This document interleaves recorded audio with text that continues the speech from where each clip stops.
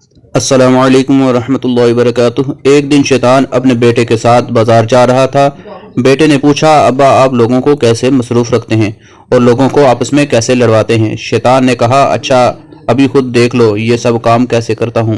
شیطان اور اس کا بیٹا ایک حلوائی کی دکان پر گئے۔ اس وقت حلوائی جلیبی اور پکوڑے تل رہا تھا۔ شیطان نے جلیبی کے شیرے میں انگلی ڈبو دی اور شیرے کو دیوار پر لگا دیا۔ تھوڑی دیر میں ایک مکھی اس شیرے پر آ کر بیٹھ گئی۔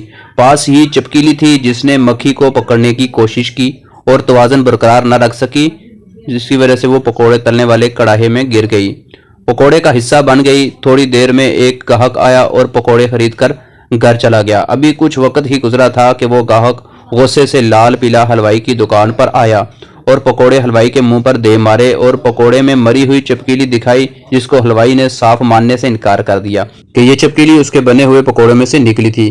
بات بڑھتے بڑھتے گالم گلوچ تک پہنچ گئی اور حلوائی نے غصے میں آ کر پکوڑے نکالنے والی چھنی اس کے سر پر دے ماری، جس کی وجہ سے وہ گاہک وہیں پر ڈیر ہو گیا۔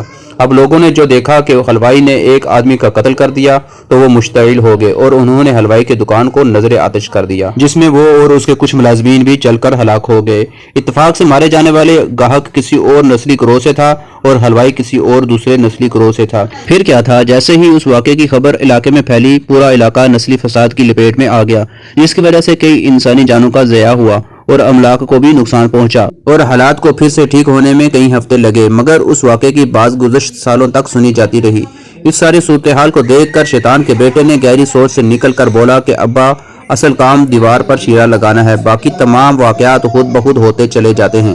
خلاصہ ہر مسئلے کو جاننے کا آسان فارمولہ یہ ہے کہ دیوار پر شیرہ کس نے لگایا۔ سب سے پہلے یہ معلوم کرے کیونکہ واقعات خود بخود نہیں ہوتے، یہ علت اور معلول کے قانون سے بندھے ہوئے ہوتے ہیں۔ ابھی تک اگر آپ نے میرا چینل سبسکرائب نہیں کیا تو میرے چینل کو سبسکرائب کر دیں۔